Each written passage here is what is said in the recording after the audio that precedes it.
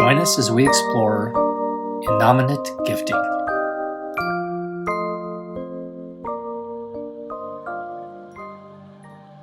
Most everyone loves gifts, be it birthdays, anniversaries, weddings, births, graduations, holidays, or just because. You know, those true hallmark moments. Looking back to the dawn of our species, in the time before civilizations, one of the oldest human activities is thought to have been the simple yet symbolic act of gift giving. Evidence suggests that early humans would give gifts of affection and appreciation. Be it an animal tooth, unique stones, feathers, or even tree bark. These were usually displayed by the receiver as a form of jewelry or accessories. Gift like an Egyptian. Forget walking. If you study the extensive art and artifacts left behind by the Egyptian civilization, you will see a long tradition of gifts being bestowed on their pharaohs. It's not a stretch to speculate that this tradition would have trickled down to all levels of their civilization. Fancy a nice bangle? For mine own part, it was Greek to me, Shakespeare proclaimed in Julius Caesar, Act 1, Scene 2. But whether you understand what was said or not, unwrapping the truth is undeniably clear. The origin of birthday gifts spawned from religious beliefs of the ancient Greeks and the thought that evil spirits haunted people on their day of birth. Gifts were given by friends to bring good wishes, protection, and to ward off these evil spirits.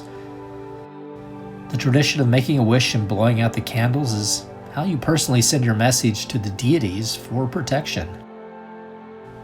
Hear ye, give and ye shall receive. Gift giving permeated all aspects of medieval life, including the economy, politics, spirituality, and the act of bookmaking and art itself.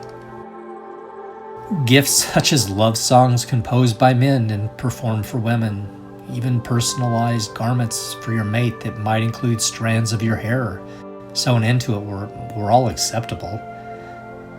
Some of these examples may sound unusual to you, but all of these interactions reflect humans' goodwill, love, and appreciation for others. Be it east, west, north, or south, every modern culture has some form of gifting. And the prevailing similarities are one and the same: to spread happiness and joy, reaffirm social bonds, and preserve tradition. At the end of the day, a well-intended gift from the heart that makes your loved one happy is all that matters. Enough about us. We don't have the market cornered in gift giving by a long shot. Animal gifting. Starting closer to home, let's go with the primates for 100, Alex. Bonobos are a more giving primate than chimpanzees when it comes to gifting food. Bonobos are willing to share food with members outside of their family group, whereas chimps are a little more stingy with food.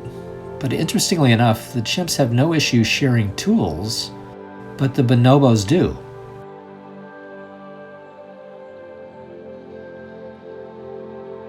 Now, flying over the avians, crows, as we previously discussed, are highly intelligent creatures that make tools, recognize individual humans, and learn from one another.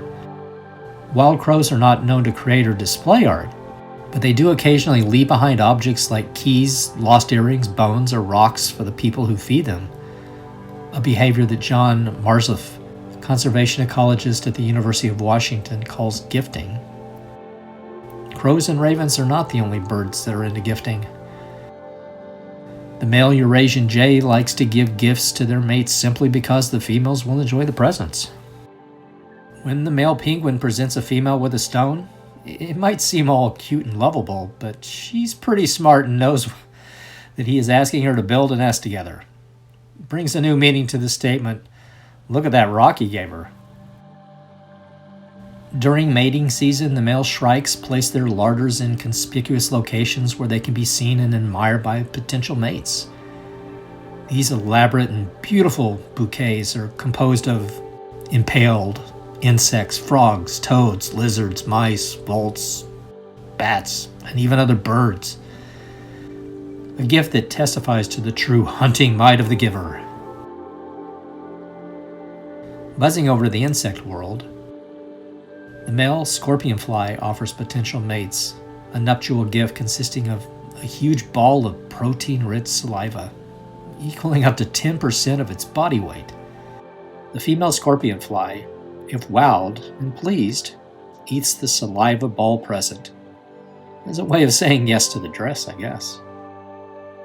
Males of the South American spider wrap prey in silk and then carry these packages to receptive females in the vicinity as a mating invitation.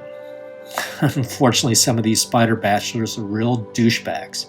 They scam their sweethearts by hiding low-value, already consumed prey or vegetation inside the gift wrapping. Takes all kinds.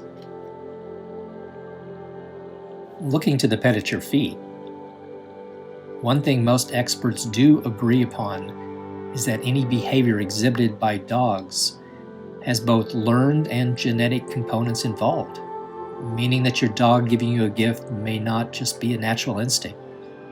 It could be a combination of deep-rooted primal behavior and years of human interface. There is no denying that our pup wanting to make us happy makes us happy. Least we forget the cat. Many of us have had a pet cat bring us a dead or almost dead animal. Cat behaviorists tell us these offerings are not a gift at all, but rather lessons. Your cat brings you prey because it's noticed that you don't hunt, and it's concerned about your lack of this critical skill.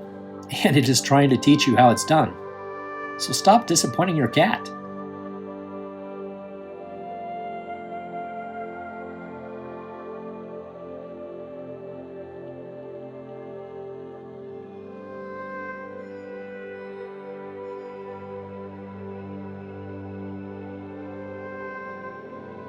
Me and my friends as teenagers would go to the Appalachian Mountains in northeast central PA during the day and go swimming and picnicking, and we took a backpack full of peanut butter and jelly sandwiches and apples and things to eat.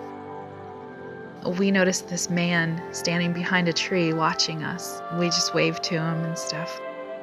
Pretty soon we would hear kitten noises in the weeds, and we would go look for the kittens.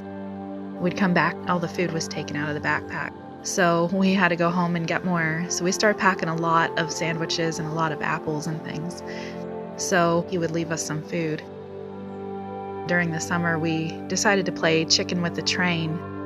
We had been screaming at my friend to get off the tracks, and the train was almost there. She was frozen, she couldn't move, and he came out of the woods. He was standing there, and I screamed for him to save her. At that moment, he ran down and grabbed her off the tracks before the train hit her, probably within a split second, and then he held her down while the train went by.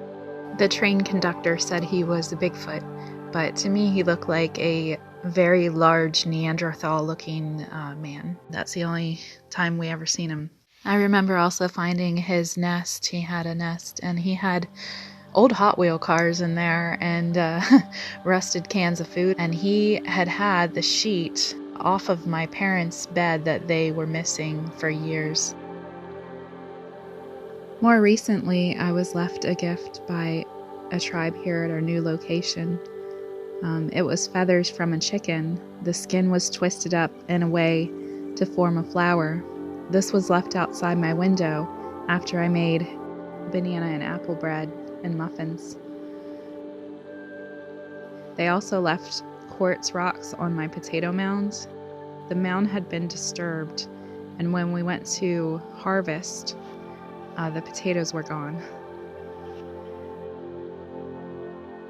This summer, as Keegan, Trev, and myself venture out on our treks, we are planning on leaving a few gifts and trinkets nearby.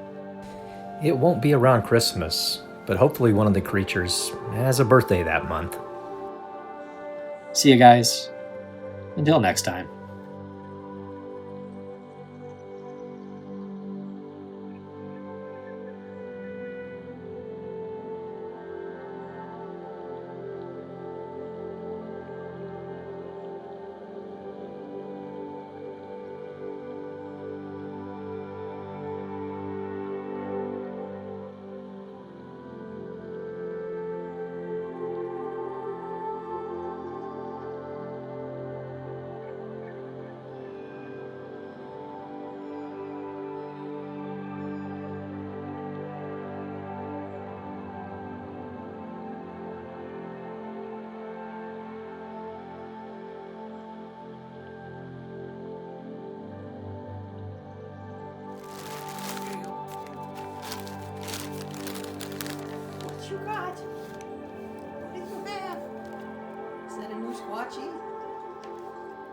Squatchy? Oh, we killed him. Yeah. Is that new Squatchy? It's like, doesn't taste like old Squatchy, does it? Huh?